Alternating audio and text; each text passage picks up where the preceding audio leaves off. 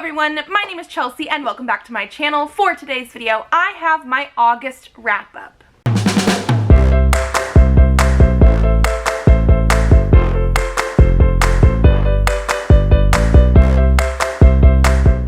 So in the month of August, I did read 12 books for a total of 3,452 pages. Of those books, 2 were audio, 3 were ARCs, 3 were ebooks, and 4 were physical books. For the age ranges, 5 were young adult, 1 was new adult, and 6 were adult titles.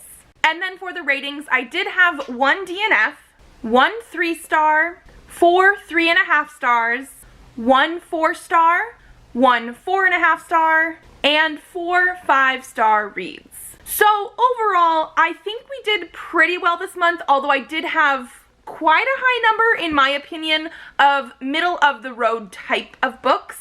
I did also do a couple readathons during the month. I did the Enneagramathon, but I did not do a reading vlog for that one. But I also did the Choose Your Own Adventure readathon, which was my readathon, and I did do a vlog for that. So any books I read for that readathon, I will mention, and I will probably not talk about them as much in this video as I did in the vlog. And we are just going to go, like we have been doing all year, from my lowest rated to my highest rated book, which means we're going to be starting with the DNF, which is Long Shot by Kennedy Ryan. Now, I know quite a few people that have read this book, and pretty much I think every single person that I know that has read this book has loved this book, 4 or 5 stars.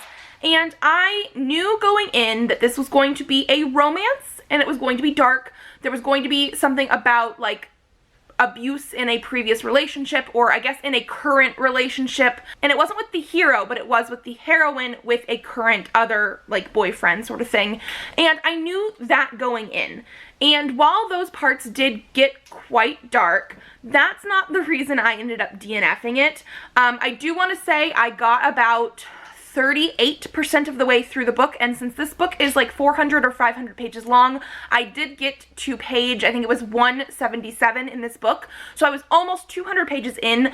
That is actually quite a lot for me to decide that I'm going to DNF something, but also this is a long book, and at the point that I was at, there wasn't really any romance. Like, I did not feel any sort of romantic stuff building because of the fact that our heroine was still in the abusive relationship.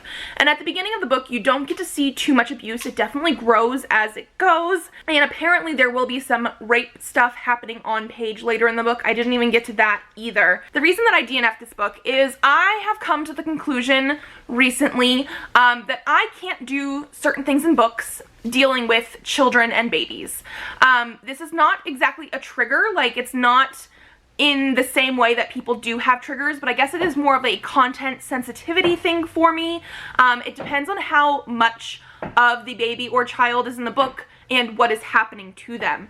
And one thing that I had never seen in any review or any trigger warnings or any content warnings at all for this book is the fact that there is a surprise pregnancy, which I'm okay with. However, it was with the heroine and her abuser.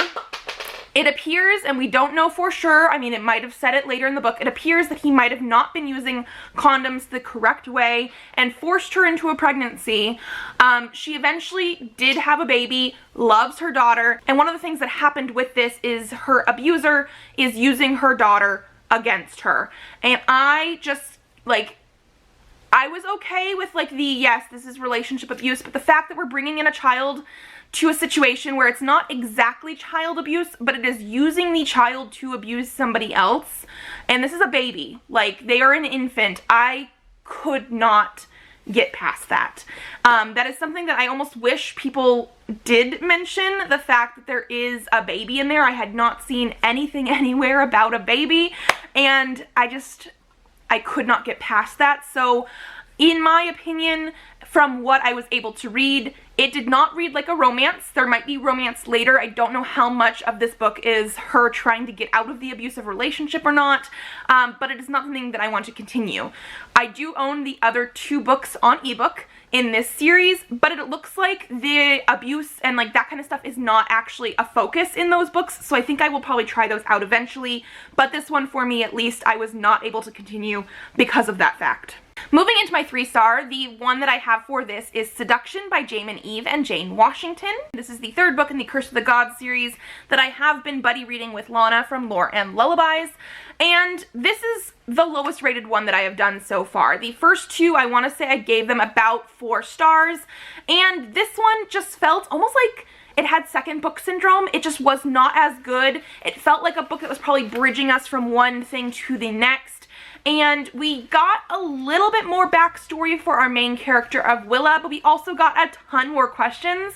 And I'm just sort of like, I need this to be moving forward. We got slightly more romance, and I say slightly because I did not quite feel the romantic buildup in this book. However, we do eventually get to like a sexy scene near the end of the book, and so things are progressing, but I'm not believing it as much. This is by no means a bad book, and I do think part of the reason that I gave it a 3 stars is because it took me so long to read. I had to put this one down in the middle of a readathon, and then I picked it back up afterwards, and I was a little bit more invested at the beginning of the book than I was at the end of the book, but I also do think it's because it felt like it was bridging a gap. Like, I'm really hoping book 4 picks it up. I do want to read more in this series, especially since I've been doing them as buddy reads with Lana, but I think we're going to skip September because I have way too many readathons to do in September, and probably pick it back up in October. And then moving into the 3.5 stars, I have 4 for this one. The first one I have for this is the Decagon House Murders by Yukito Ayatsuchi and Hiro Kiyohara. The first one is the author, the second one is the artist, and this actually is based off of the author's novel. So this is the first volume in a manga series based off a book. I did talk about this one specifically in the Choose Your Own Adventure Readathon vlog, so I'll leave that linked for you like I said before. And this is a like middle of the road so far manga series because this is the first volume. It is a murder mystery. Things are happening. There was a cliffhanger at the end, but because we're basically being set up with a whole bunch of questions and no answers, and we only have 1 volume, we haven't really been able to get to know people very much. I don't know what's going on. I am very intrigued, but that's why it's a 3.5. I definitely need to read more in this series before I can give a full, like, if I like it or not. I'm at the current point where it was good enough that I want to continue. It was not bad whatsoever, but I don't know if that makes sense. My second 3.5 stars is Secret Vampire by L.J. Smith. This is the first book in the Night Worlds series, and this was published in 1996. You can definitely tell because there is a part in this book where they talk about dialing up to the internet, and this one I also talked about in the Choose Your Own Readathon vlog. This felt, I don't know, I think it was a product of its time. It is very short, just like 220 something pages I believe it was. And it deals with a girl named Poppy who has been told she has terminal cancer, and her best friend ends up basically coming to her and saying, hey, I can fix this for you because I can turn you into a vampire. And that's basically what this is. There wasn't like a whole lot of extra plot to it. There was a little bit of, you know, stuff at the end that made it higher stakes, but it came so far at the end and resolved so quickly that I sort of wish this was a slightly longer book so we got more of that, because a lot of this was just sort of like character type of stuff, not much plot. I am continuing in this series though. I'm going to be reading the second book this month, and I'm excited to get into it because this is one that I never actually read when they were coming out, but it is a pretty popular like paranormal teen series, and so I was very excited to read it. I do have the very like pretty original 1990s covers because these are the reason I bought them. Like, they are just so cool. I love the aesthetic so much. And so yeah, 3.5 stars. The next one that I have for this is going to be Firekeeper's Daughter by Angeline Boulay. Now this one I am very torn on. It took me the entire month to read this book because I just didn't want to pick it up. I think I read like almost 180 pages earlier this month in a couple days, and then I just never wanted to pick it back up. And I decided yesterday, on the very last day of the month, I need to finish a book. And I decided I'm gonna finish this one, and I read it all in one day. And I was talking to my husband about it. I absolutely love the native aspect to this. The fact that we have a main character who is sort of like half native, half non-native, and how she has to deal with her culture and her relations and her family, like from the different parts and the different halves. And I loved learning about like the stories they have and the traditional medicine they have and like their powwows and all this kind of stuff. Like that kind of stuff was so interesting to me. However, this actual book is more of a mystery than a thriller, which is what I thought I was getting into going in. And the content and the context of the mystery, again, was not something that I was like aware of going in. I try not to go into books with too much of a preconceived notion, and so I was a little surprised about what we were getting. And I feel like if we didn't have the Native American aspect, the actual like culture of the book, I don't think I would have liked this one at all, actually. I do not think it's my type of story. So part of my issue is that with this kind of book, if I didn't force myself to read it, like the whole rest of it yesterday, like over 300 pages yesterday, I think I would have DNF'd it. I don't think I would have continued because it's one of those books that was so slow to start. It's almost 500 pages. And so I was just like, when is it going to pick up?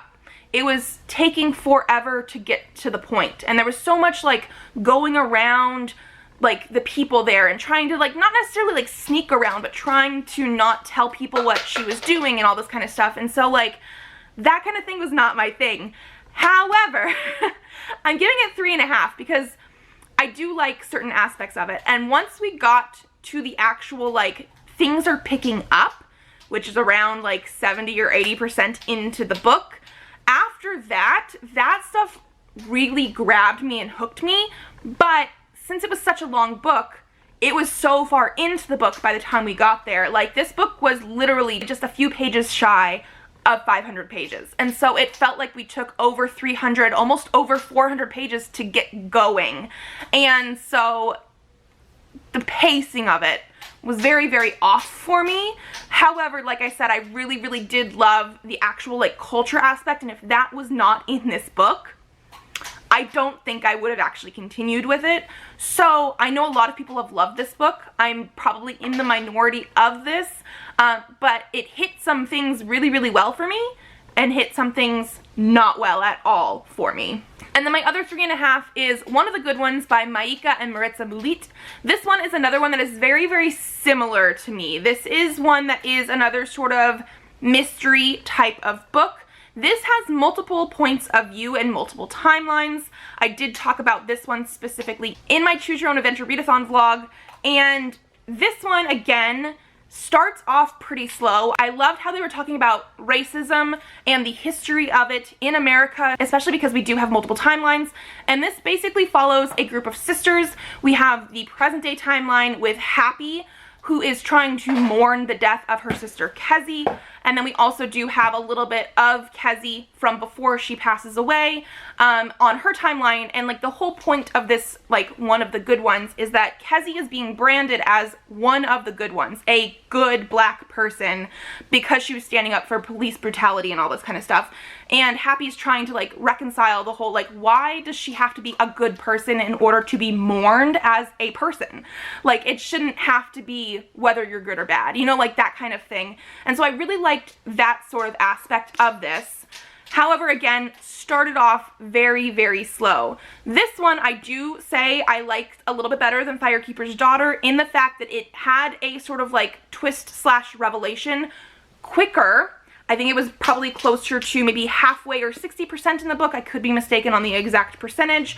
But once we got that, it got the ball rolling. And so it was a much quicker finish. This is also a shorter book, but it was the same sort of setup. We have the really, really good, heavy topics that I absolutely loved having in here, but the setup of the story was a little slow, but at least this one sped up quicker. And let me tell you, I did not see that revelation slash twist thing coming whatsoever, but it made me want to devour this book. I think I read it in like 2 days. Then moving into my 1 4-star read, it is going to be My Summer of You Volume 1 by Nagisa Furuya. And this is a manga about the relationship between two boys in high school. I believe it's actually the summer in between 2 of their years in high school. I can't remember exactly how old they are. And this one is a 4 stars because it did start off a little bit slow. But because it is a manga, I want to say this one's a slightly longer one, like 200 something pages. It was pretty quick to take off once it got there. And the actual relationship and friendship between these boys was really, really sweet. I believe there is going to be a continuation, like a second volume in this series, and this one ends on a pretty good note. Like, it doesn't feel like it needs a sequel, but I am curious about that sequel because it's just a really, really nice summer love story, basically. Like, it was really, really well done. Then my 4.5 star is Barbarian Alien by Ruby Dixon. This is the sequel to Ice Planet Barbarians. So the second book in a like 22 book series, something like that. And I actually did like this one better than the first one. I know some people like the first one better, whatever it is. This one does have a main guy character who is a little bit more alpha, is what I've heard it described as, and I do feel like that is partially true. However, I want to say it's one of those ones where it's like, looks like he could kill you but is actually a cinnamon roll type of thing. The talk about consent and everything in here was so well done, because this is basically a like enemies to lovers type of story, or at least our main character of Liz doesn't really want to be mated to an alien, but the fact that they're on this planet with parasites in their chest that sort of tell you whether you are going to be compatible with somebody else or not, and make you have lusty feelings, like, it's telling her, you're gonna be mated to this alien, and she's like, but I don't actually like him. So being able to see them sort of actually develop feelings along with the whole, like, I know I'm supposed to like you, I definitely think you're hot type of thing, I just really, really loved. And the whole, like I said, consent thing in here was perfect, because the one issue I had with the first book in this series, and yes, again, I know it's a sci-fi romance, aliens and humans, completely different, cultures are different, blah, blah, blah, blah. The one issue I had is our main hero in the first book had a non-consensual moment with our heroine when she was unconscious, and like, it was squicky, is the least I can say about it. And they had reasons for it. She didn't mind, but that's a whole other conversation. But the fact that we had a hero in this one who specifically is like, I know part of your feelings are not from your brain and it's from the parasite, but I want to make you trust me, sort of thing. Like, that I absolutely love. So yes, he can be a little asshole-ish, a little bit like alpha male, but I did really like the like whole overall story aspect of this one a lot, and I do think I like this one better than the first one. I will also be continuing with the third book in this series this month, so yeah, stay tuned for that. And by the way, because I completely forgot, I did talk about this in the vlog. And then moving into my 5-star reads, the first one is Sweat and Soap Volume 1 by Kintetsu Yamada. So this is one that I got for free on Kindle. Shout out to Isabel from Happy For Now for this, because this is one of her favorite manga series, and I was always super intrigued by this one. Because of the fact that this is a josei manga, so it is intended for an older audience, it is apparently sexier, and I will say it is sexier. It's not like explicit on page or anything like that, but it is sexier than like you would ever find in like a shoujo manga or anything like that. And basically it follows two characters who work for a like fragrance soap company, and one of them is like the actual like fragrance developer, and he loves the way our female character smells. She apparently has had a perspiration problem like all of her life, and she tries to mask her scent and this kind of thing with soaps and perfumes and whatnot, and he is just like attracted to her because of how she smells. And let me tell you, sometimes I do feel like that is a very, very weird concept, but in this story there was only a couple times where I was like, are we really doing this right now? Overall, it's about their relationship, and it is so wholesome. I absolutely loved both of them as characters so much. I love their relationship together. I love the consent talk in here. I love how they have grown-up conversations. Like, it is 100% like so wholesome and so good. Like, I absolutely love this. Like, the fact that it sounded weird going in as a summary, I was a little bit hesitant to do this. Actually, why am I talking without a book here? Because here it is. I actually, I did read this as an ebook, so that's why I had the picture here. But I bought a physical copy because I need it. I needed it on my shelves. I also have the second volume of this that I will be reading in September for the 30 and 30 manga challenge, because I do definitely need to continue with the series. It was just so well done. It is a weird concept, I will tell you that right now. I was not too sure about it, but 5 stars. Absolutely phenomenal. The next 5 stars I have here is Monday's Not Coming by Tiffany D. Jackson. I will admit I read most of this on audio, even though I do have a physical copy here, just because it was easier to do with this one. And I do think part of the reason I gave this a 5 stars is because the audiobook I absolutely loved. I love the narrator so much.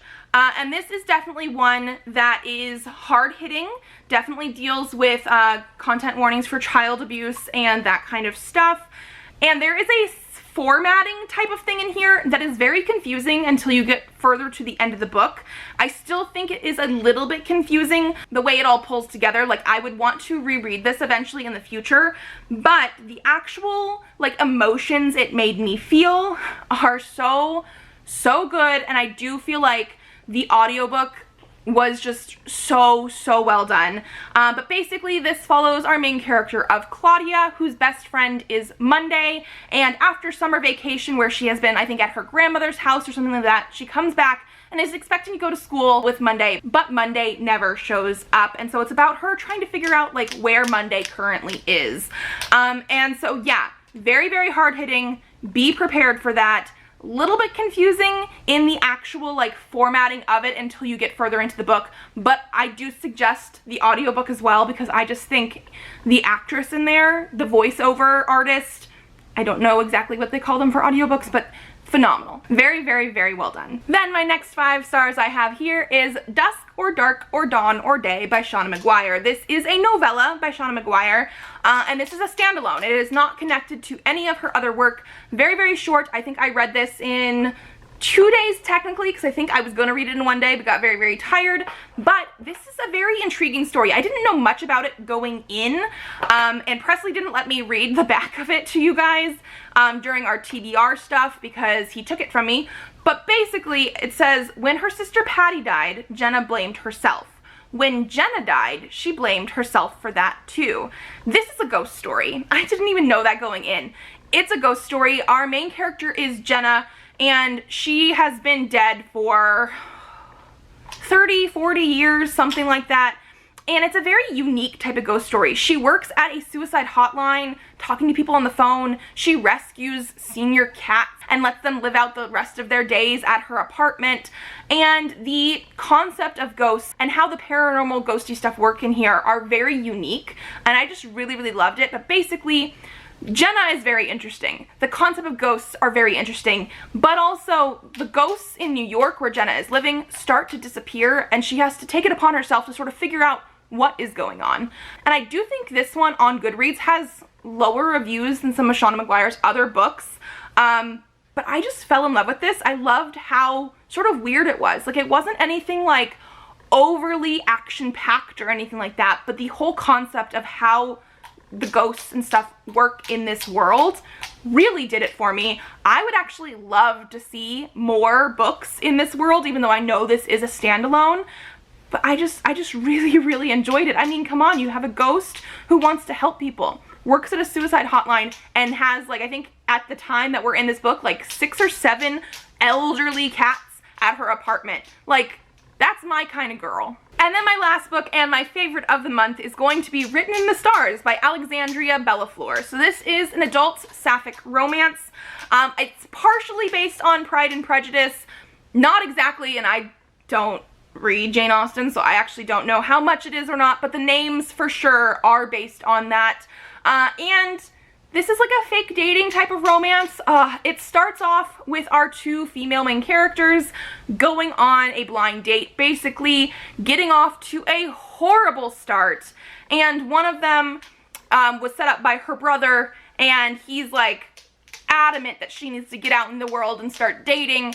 And so because of that, and she does not want to be dating anybody, she lies to him saying that they actually really hit it off, and she now needs to be fake dating our other female main character to get him off her back. And so yeah, I love this one so much. I know some people are hit or miss with this one because it does start off a little bit slow once you get past that like really bad date thing, but I just absolutely loved the characters so much. There is an element in here of like astrology stuff, and one of the characters is a Capricorn, and I'm a Capricorn, and I just was like, yeah, I do relate to her a lot, actually. And so, yeah, I just really love this one. It does have some really steamy scenes in here, and just the emotions and everything I felt, like, it's a nice, like, feel-good book. I love love. That's exactly what it is.